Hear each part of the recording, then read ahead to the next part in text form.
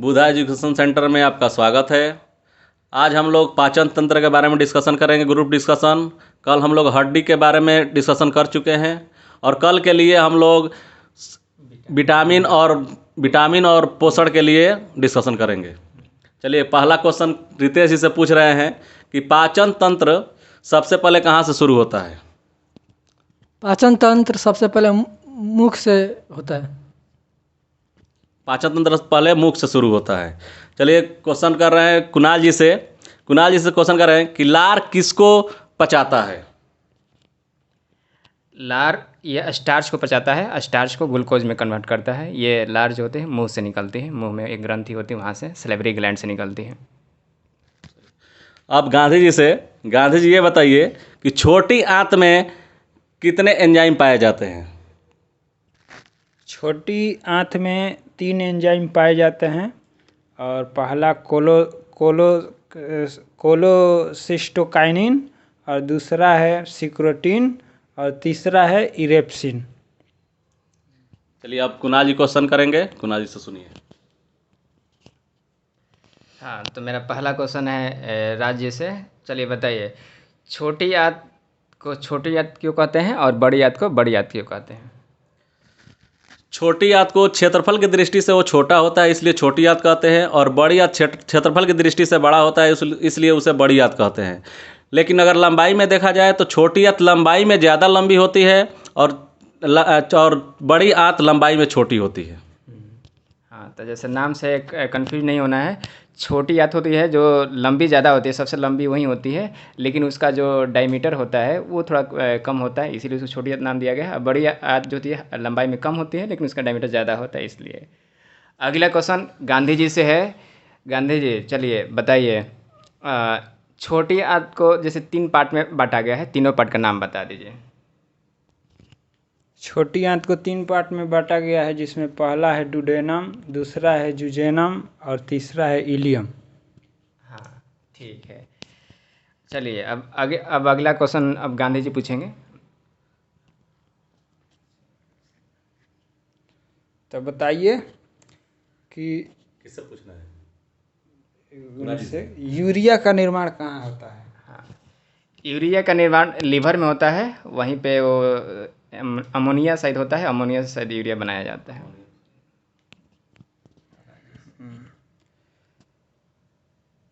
लार जो है प्रतिदिन व्यक्ति में कितना बनता है, बताइए आप। लार प्रतिदिन व्यक्ति में 1.5 लीटर बनता है।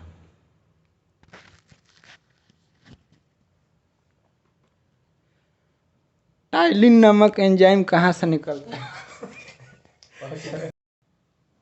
हो गया? ठीक है, तो अगला क्वेश्चन है गांधी जी से।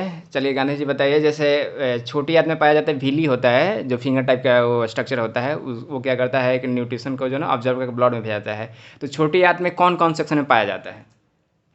2 सेक्शन में, एक जुजेनम में और एक इलियम में।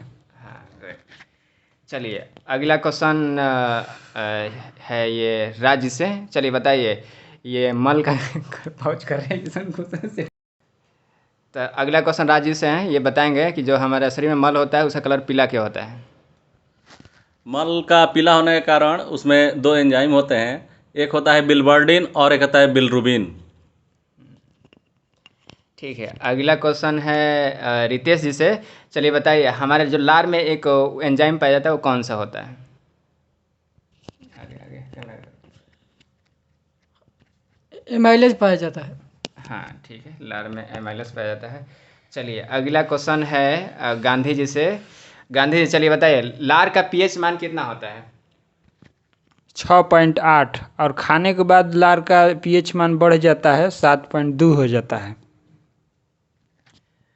अगला क्वेश्चन भी गांधी जी से ही। बताइए, छोटी आंत और बड़ी आंत जहाँ जुड़ती है तो वहाँ बड़ी आंत का एक सेक्शन होता है, उसका नाम क्या है? वो सिकम होता है, जिससे दोनों जुड़ जाते हैं। अगला क्वेश्चन राज से है। राज जी बताएंगे कि जैसे हम टेस्ट होता है ना, जीभ में बहुत से टेस्ट बड होते हैं, तो कहीं मीठा पता चलता है, कहीं खट्टा, कहीं तीखा, तो बताएंगे कौन कौन सा भाग में कौन कौन सा पता पाया जाता है? हमारे जीभ में स्वाद जो पता चलता है वो स्वाद कलिका से पता चलती है, और मीठा पता चलता है आगे वाला भाग से, और कड़वा पता चलता है पीछे वाला भाग से, और साइड वाले भाग से नमकीन और तीखा पता चलता है। चलिए ठीक है, अब अगला क्वेश्चन रितेश से। रितेश बाबू बताएंगे कि एंजाइम क्या होता है। एंजाइम एक प्रोटीन है। एंजाइम एक प्रोटीन है जिसको बायोकैटलिस्ट बोलते हैं। ये क्या करता है, रिएक्शन में पार्टिसिपेट नहीं करता है, लेकिन ये रिएक्शन को तेज़ी से उसको कराने में हेल्प करता है। अगर एंजाइम नहीं रहेगा तो मतलब कि रिएक्शन थोड़ा सा अच्छे से नहीं होगा, चाहे होगा ही नहीं। ये फेमस क्वेश्चन है, हर एग्जाम में लगभग पूछते रहता है। ठीक है, अब अगला क्वेश्चन गांधी जी से। गांधी जी बताइए, जैसे खाना मतलब जो एलिमेंट्री कैनाल होता है शुरू से लेकर लास्ट तक, उसमें 3-4 को सेक्शन होता है, 3-4 को सेक्शन का नाम बता दीजिए जो भी होता है। पहले तो फ्राइनेक्स है, ग्रास नली, इसके बाद स्टमक है, इसके बाद स्मॉल इंस्टाइन है, लार्ज इंस्टाइन है। तो ये सब जो हैं उसके पार्ट्स हैं। ठीक है, अगला क्वेश्चन भी गांधी जी से ही है। गांधी जी बताएंगे कि जैसे हम लोग खाना खाते हैं तो एक फूड पाइप होता है, एक वायु पाइप कह सकते हैं, जहाँ से सांस लेते हैं। तो खाना खाते हैं तो फूड पाइप में ही खाना जाता है, दूसरे पाइप में क्यों नहीं जाता है? उसको आखिर वहाँ पर रोकने का काम कौन करता है? ये जो ग्रास नली होता है तो वहाँ पर जब दो रास्ते डिवाइडेड होते हैं, एक लंग्स की तरफ और एक स्टमक की तरफ, तो वहाँ पर एक होता है वाल्व होता है जिसको कहा जाता है इपिग्लेटिस। तो जब हम लोग खाना खाते हैं तो वो हमारे माइंड के द्वारा उसे कंट्रोल किया जाता है। तो खाना खाने वक्त जो एयर का ऑक्सीजन जाने का जो रास्ता होता है उसे वो बंद कर देता है, और जो फूड वाला पाइप होता है वो खुल जाता है। और इसी तरह से ठीक जब हम लोग सांस लेते हैं तो ये फूड पाइप जो है वो बंद कर देता है और हमारा जो ऑक्सीजन है लंग्स तक चला जाता है। ठीक है, अगला क्वेश्चन राज जी से है। ये बताएंगे कि जैसे क्वेश्चन पहुँच कर, ठीक है, अगला क्वेश्चन रितेश जी से है। ये बताएंगे दूध को पचाने में कौन सा एंजाइम हेल्प करता है? Rennin enzyme. रेनिन करता है। ठीक है, अब अगला क्वेश्चन राज जी से है। राज जी बताएंगे, जैसे हमारे शरीर में कई वो सेक्शन हम लोग पढ़े हैं कि जैसे मान लीजिए कि ओसोफेगस है, स्टोमक है, स्मॉल स्टाइन है, लार्ज स्टाइन है। तो कुछ ऐसा सेक्शन है जहाँ पे डाइजेशन का काम नहीं होता, कौन कौन से सेक्शन है? उसमें 2 सेक्शन जिसमें पाचन नहीं होता है, एक ओसेफेगस और एक बड़ी आंत। और अगला क्वेश्चन भी राज जी से ही है। इसमें बताएंगे कि जैसे कुछ ऐसे जूस हैं जिसमें वो कोई एंजाइम नहीं पाया जाता, उस जूस का नाम बताना है। पाचन तंत्र में एक ही ऐसा एंजाइम है जिसमें कोई भी रस नहीं पाया जाता है, कोई भी रस नहीं पाया जाता है, वो है पित्त रस। अगला क्वेश्चन गांधी जी से है। गांधी जी बताएंगे, जैसे सांप में जहर पाया जाता है तो सांप के कौन से सलेवरी ग्लैंड में वो पाया जाता है? वो पैरोटोड ग्लैंड में पाया जाता है। अगला क्वेश्चन भी गांधी जी से है। हमारे शरीर में सुने होंगे कि जैसे पथरी हो जाता है, तो पथरी कौन सा पथरी होता है, वो कौन सा मतलब केमिकल कंपाउंड है? Calcium oxalate. ठीक है, अब कुछ क्वेश्चन है जो राजी अब हम लोगों से पूछेंगे। पहला क्वेश्चन है कुणाल जी से। कुणाल जी बताएंगे कि हमारे शरीर में HCl का निर्माण कहाँ होता है? HCl जो निकलता है हमारे शरीर में स्टोमक्स में निकलता है। ठीक है, और वो क्या करता है, हमारे शरीर में कुछ बैक्टीरिया पहुंच जाते हैं, कुछ को तो वहाँ लार द्वारा मार दिया जाता है, लेकिन फिर भी कुछ बच जाते हैं, तो वहाँ पर स्टोमक में वो पाए जाते हैं HCl, तो वो उसको ख़त्म कर देते हैं। चलिए अब गांधी जी से क्वेश्चन कि बताइए पूर्ण पाचक रस किसको कहते हैं? अग्नाशयी रस को पूर्ण पाचक रस कहा जाता है, जिसे इंग्लिश में पैनक्रियाज जूस कह सकते हैं। कुणाल जी से क्वेश्चन कि बताइए हमारे शरीर में अपेंडिक्स किससे जुड़ा रहता है? हमारे शरीर में अपेंडिक्स एक ऐसा मतलब कि है अंग है जो अब पहले इस्तेमाल होता था, अब इस्तेमाल नहीं हो रहा है। ये बड़ी आंत से जुड़ी होती है, बड़ी आंत का एक सीकम सेक्शन होता है, वहाँ पे जुड़ी रहती है। इसका फिंगर टाइप का शेप होता है। चलिए फिर गांधी जी से क्वेश्चन कि बड़ी आंत कितने भागों में बटा रहता है? बड़ी आंत 3 हिस्सों में बटा रहता है। बस वही पूछो। फिर कुणाल जी से क्वेश्चन कि हमारे शरीर में सबसे बड़ी अंतःस्रावी ग्रंथि कौन सी है? हमारे शरीर में ऐसे सबसे बड़ी ग्रंथि तो लीवर होती है, लेकिन अंतःस्रावी ग्रंथि जो होती है थायराइड मतलब ग्रंथि बोल सकते हैं इसको। गांधी से क्वेश्चन कि प्रोटीन का पाचन किस में होता है? प्रोटीन एक ऐसा मतलब खाद्य है, पदार्थ है जो कि हमें भोजन से प्राप्त होता है और 3 स्थान पर इसका पाचन होता है। एक तो स्टमक में, और इसके बाद पेनक्रियाज से निकलने वाला जो ट्रिप्सिन है, स्टमक से निकलने वाला पेप्सिन है, और स्मॉल इंटेस्टाइन से निकलता है इरेप्सिन नामक एंजाइम। इससे इन तीनों से प्रोटीन का पाचन होता है, जो सबसे लंबे समय तक हमारे डाइजेस्टिव सिस्टम में इसी का पाचन होता है। चलिए अब क्वेश्चन गांधी जी पूछेंगे। हाँ, तो बताइए राजकुमार जी कि बच्चों में कौन कौन से दांत नहीं पाए जाते हैं? बच्चों में दांत नहीं पाए जाते हैं, जैसे दांत 4 प्रकार के होते हैं, जो बोलते हैं इंसाइजर, केनाइन और प्री मोलर और मोलर। तो बच्चों में प्री मोलर एक भी नहीं पाए जाते हैं, और मोलर में कुछ दांत पाए जाते हैं। इंसाइजर और केनाइन वो पाए जाते हैं। भोजन को मुख गुहा में क्या कहा जाता है? भोजन को मुख गुहा में बोलस बोलते हैं, ठीक। और उसको अमाशय में काइम बोलते हैं, और छोटी आंत में उसको काइल बोलते हैं। प्रोटीन का जब पाचन होता है तो बताइए कुणाल जी, किस में टूटता है? प्रोटीन का जब पाचन होता है तो पहले पेप्टाइड और मतलब पेप्टाइड में टूटता है, उसके बाद फिर उसको एमिनो एसिड में तोड़ दिया जाता है, फिर उसके बाद ब्लड में ऑब्जर्व हो जाता है।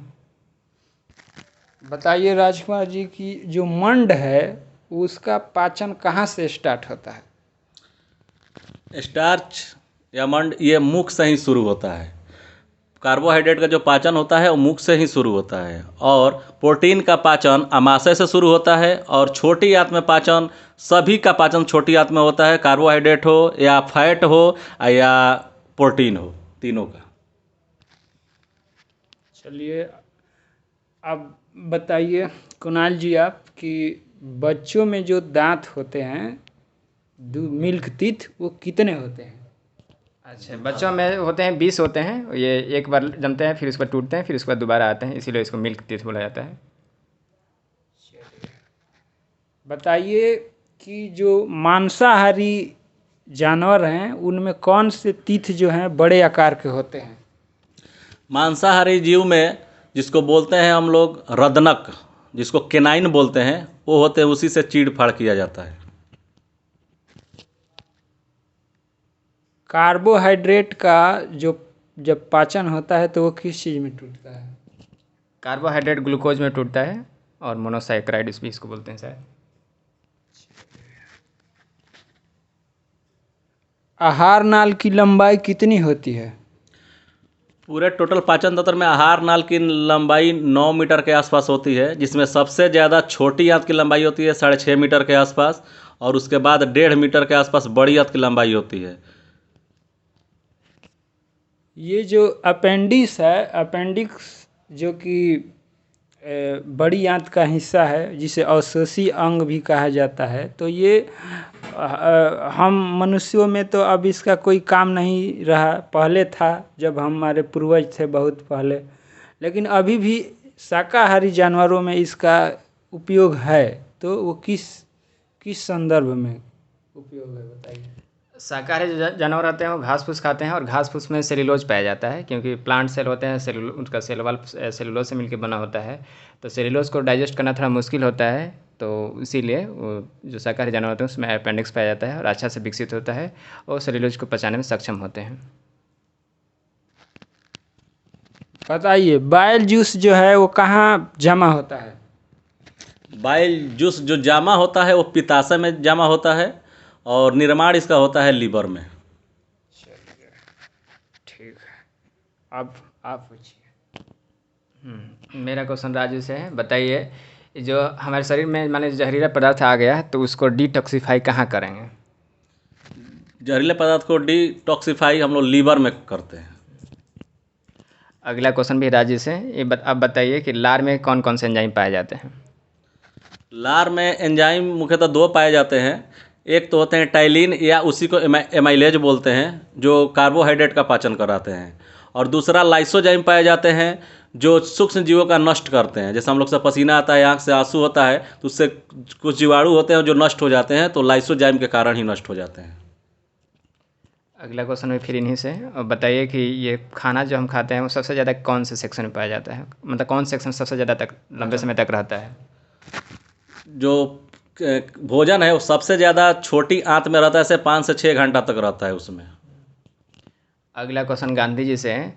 बताइए गांधी जी की जो हम खाना खाते हैं उसका मतलब फाइनली रूप से कौन से सेक्शन में पाचन हो जाता है, मतलब डाइजेशन सिस्टम उसका मतलब हो जाता है, डाइजेशन।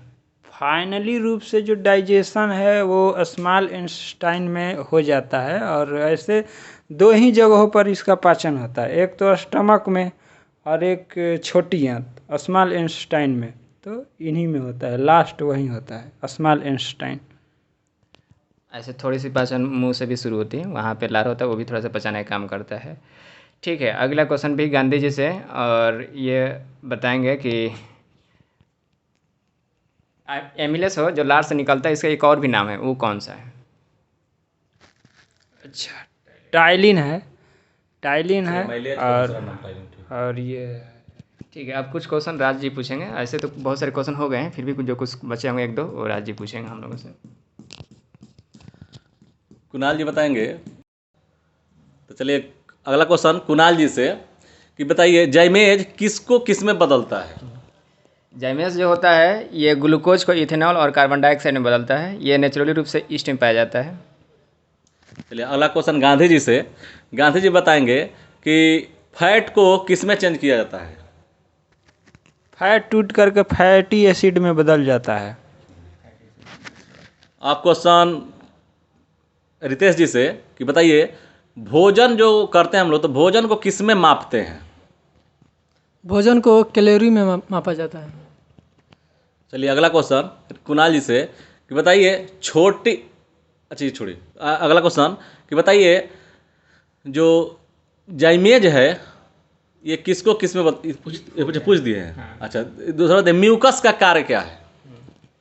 म्यूकस जो हमारे मतलब स्टोमक में जो एसिड निकलता है, एसीएल, जो बहुत पावरफुल एसिड होता है, तो इससे हमारा स्टोमक जल ना जाए, नष्ट ना हो जाए, उससे बचाने के लिए म्यूकस निकलता है और वो हमारी रक्षा करता है। चलिए अगला क्वेश्चन रितेश से कि बताइए जो पीत रस होता है उसका कार्य क्या है? पित्तरस का कार्य पैसीकरण है। ठीक है, अच्छा है। अब इतना ही पर रख दीजिए। चलिए हेलो दोस्तों, चैनल को सब्सक्राइब कर दीजिएगा, लाइक कर दीजिएगा और शेयर खूब करिएगा, ताकि हम लोग का मनोबल और बढ़े, हम लोग और अच्छे अच्छे वीडियो बनाएं।